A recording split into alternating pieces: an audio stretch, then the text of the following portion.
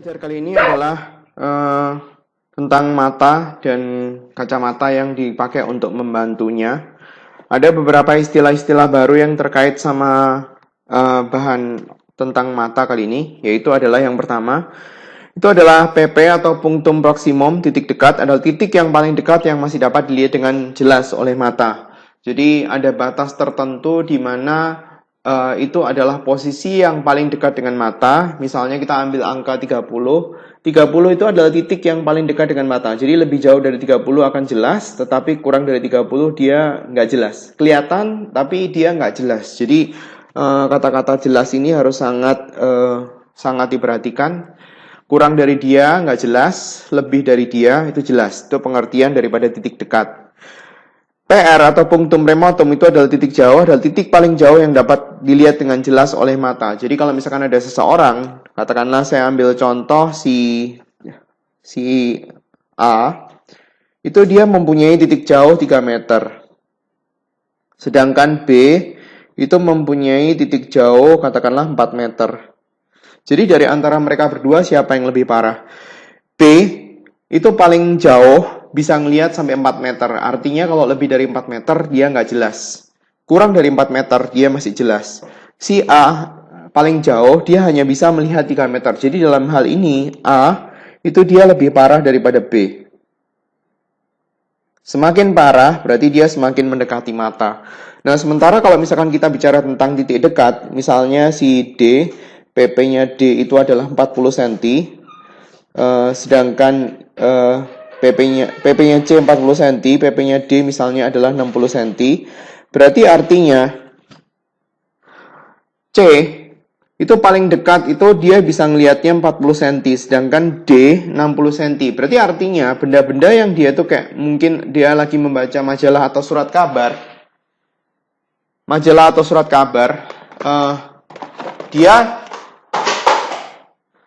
Dia hanya bisa melihat 40 cm, lebih dekat dari 40 cm, berarti dia nggak akan kelihatan jelas.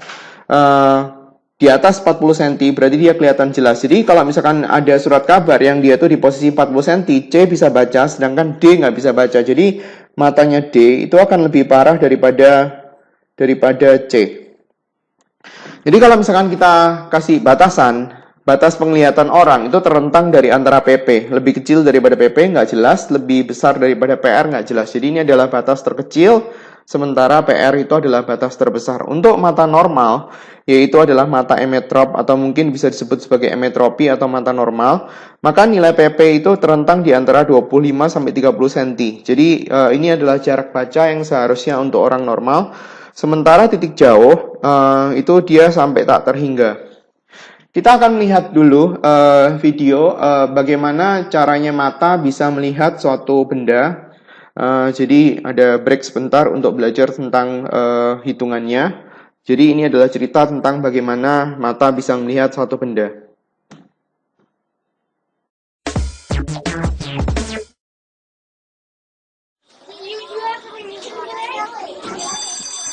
Mr. Einstein? Einstein. Mr. Einstein, I've been reading about how the eye is a complex sensory organ that focuses light onto photoreceptors, the sensory cells of the eye, known as rods and cones.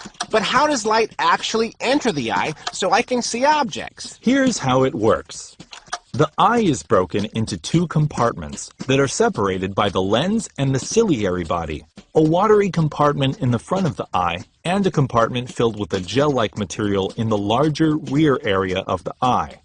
When light first enters the eye, it passes through the cornea, a fixed lens, which refracts or bends the light. Next, the light crosses the watery compartment and passes through the pupil. From there, it enters the adjustable lens, a transparent structure containing highly crystalline proteins. This time, the lens refracts the light. The ciliary body surrounds the lens, and its muscles and ligaments suspend and control the shape of the lens. For example, when you look at a distant object, the rays of light are almost parallel.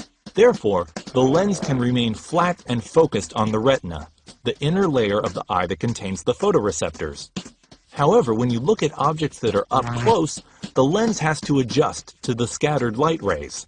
the ciliary body contracts, which forces the lens to become rounded in order to focus on the retina. What about rods and cones? They're located in the retina.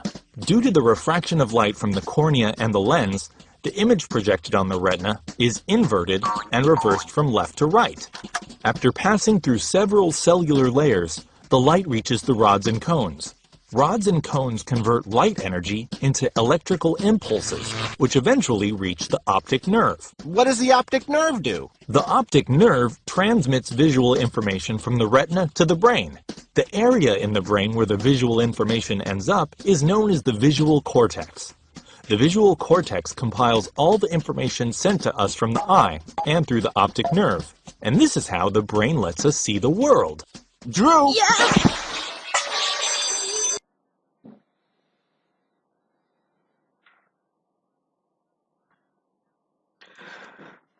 Setelah kita melihat tentang bagaimana mata bisa melihat suatu benda, maka ada beberapa istilah daripada cacat mata itu sendiri, yaitu adalah miopi. Saya masukin slide di sini.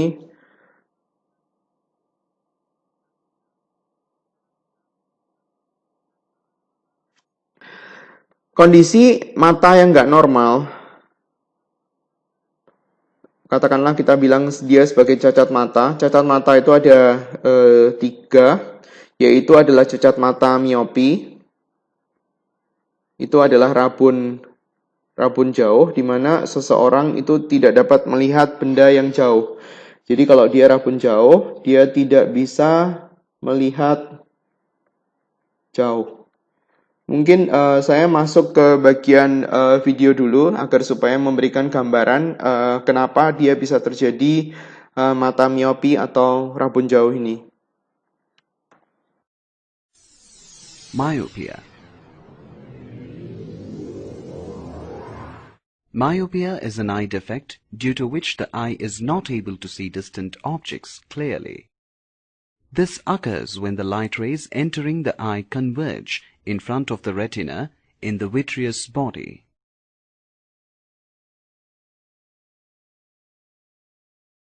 Here you can see the formation of image in a normal eye and in a myopic eye.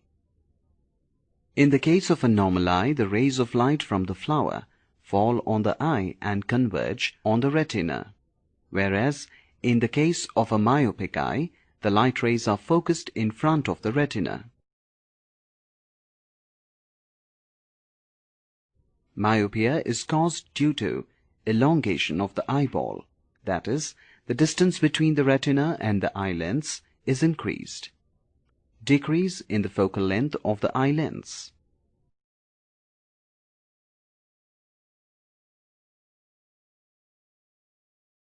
A concave lens is used to rectify this optic abnormality. The ray diagram shows how a concave lens helps in focusing the light on the retina.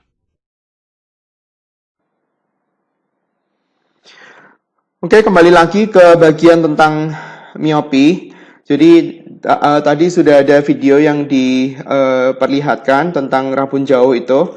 Jadi mata miopi ini dia tidak bisa melihat jauh karena benda-benda yang letaknya itu jauh sekali. Jadi kalau misalkan kita gambar ini adalah mata, benda-benda yang letaknya jauh sekali, dia akan jatuh di depan daripada retina. Jadi dia tidak bisa melihat. Untuk menolong mata miopi, itu ditolong dengan lensa negatif. Kenapa lensa negatif? Karena lensa negatif itu sifatnya adalah menyebarkan sinar. Jadi kalau misalkan dipasang lensa di sini, maka dia akan bisa untuk membantu dia agar supaya bayangannya itu jatuh di retina kembali. Nah, pada saat kita berbicara tentang perhitungan untuk mata miopi, maka yang terjadi adalah benda-benda yang letaknya jauh, ini saya hapus dulu, mata miopi. Ini saya hapus dulu. Kita berbicara tentang mata miopi dulu. Pada saat kita berbicara tentang mata miopi, berarti benda-bendanya itu letaknya itu adalah jauh sekali, bendanya letaknya tak terhingga.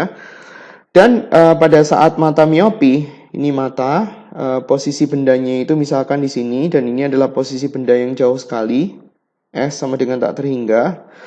Dengan bantuan kacamata lensa negatif, bayangannya itu dijatuhkan di posisi di mana dia masih bisa dilihat oleh mata. Jadi di sini bayangannya itu akan jatuh di titik jauhnya dia. Jadi untuk perhitungan, bendanya itu adalah tak terhingga, sementara bayangannya itu adalah main PR. Jadi dalam hal ini kita bisa mencari fokusnya itu berapa. Kalau misalkan kita bisa mencari fokus, maka kita bisa mencari kekuatan lensa atau berapa dioptrinya dia. Oke, sekarang kita masuk ke dalam materi perhitungan. Perhitungan mata miopi. S sama S aksen. S itu berarti adalah jarak benda. Jadi untuk S-nya itu nilainya adalah tak terhingga. S aksennya itu nilainya adalah minus PR. Jadi dari sini kita bisa ketemu fokus dengan menggunakan perhitungan ini. Fokusnya berapa senti, terus kemudian setelah kita bisa mendapatkan fokus, kita bisa mendapatkan kekuatan lensa dengan menggunakan rumus yang ini. Oke, contoh perhitungannya. Jarak paling jauh yang dapat dilihat dengan seseorang dengan jelas adalah 75 cm, berarti artinya dalam hal ini 75 cm ini adalah PR-nya dia, 75. Nilai PR atau PP adalah selalu positif, jadi di sini kita bisa menuliskan S aksennya itu sama dengan minus PR, di mana PR-nya itu adalah minus 75 cm. Kenapa minus? Karena hasil bayangannya itu di depan lensa. Bayangan itu di depan lensa negatif atau lensa cekung. Berapa ukuran kacamata? Berarti dalam hal ini karena dia tanya ukuran kacamata, berarti itu adalah kekuatan lensa agar dapat dia melihat benda jauh dengan normal, berarti artinya bendanya itu adalah tak terhingga. Jadi kalau misalkan kita mau nulisin 1/S ditambah sama 1/S aksen sama dengan 1/fokus, 1/S-nya itu adalah tak terhingga ditambah sama 1/-75, berarti kita bisa ketemu fokus. 1/fokus sama dengan minus 1/75, jadi fokusnya adalah minus 75. Sehingga kita bisa mencari kekuatan lensanya adalah 100 dibagi sama minus 75, dikecilin dibagi 25 atas dan bawah, berarti minus 4/3, atau kita bisa tuliskan dalam bentuk pecahan campuran 1/3 dioptri. Ini adalah perhitungan untuk mata miopi. Terus kembali ke bagian yang berikutnya, cacat mata yang bagian kedua, itu adalah hipermetropi. Kita akan melihat dulu, hipermetropi itu adalah cacat mata yang biasanya dialami oleh orang-orang yang sudah berusia cukup lanjut, mungkin di atas 40 tahun, di mana dalam hal ini terjadi pengurangan daripada kemampuan lensa mata untuk mencembung atau mencekungkan. Jadi karena kondisi yang seperti ini, seseorang tersebut bisa melihat jauh tanpa kacamata, tetapi pada saat melihat dekat untuk kegunaan membaca, dia nggak bisa. Mari kita mulai dengan nonton dulu. Hypermetropia or hyperopia. Hypermetropia or hyperopia is an eye defect in which distant vision is clear, while near vision is blurred. This occurs when the light rays entering the eye converge behind the retina.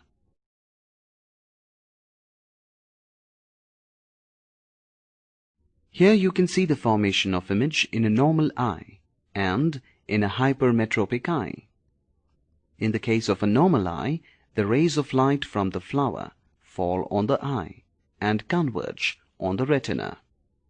Whereas in the case of a hypermetropic eye, the light rays are focused behind the retina. Hypermetropia is caused due to shortening of the eyeball, that is, the eyeball becomes smaller, increase in the focal length of the eye lens.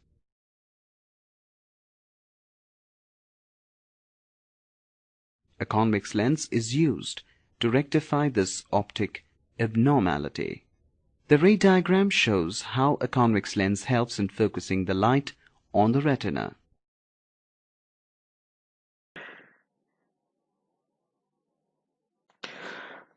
Oke, setelah selesai kita kembali lagi ke bagian yang tadi, hipermetropi, di mana di sini adalah orang-orang yang tidak bisa cacat mata di mana dia tidak bisa melihat dekat. Jadi untuk perhitungan, untuk benda, jadi kalau saya gambarkan ini adalah mata dan lensa mata, ini adalah lensa matanya. Di sini ada namanya itu otot siliar, otot-otot yang dia itu mulai melemah, di mana dia sudah mulai tidak bisa membuat lensa mata mencembung atau mencekungkan dengan durasi waktu yang lebih lama.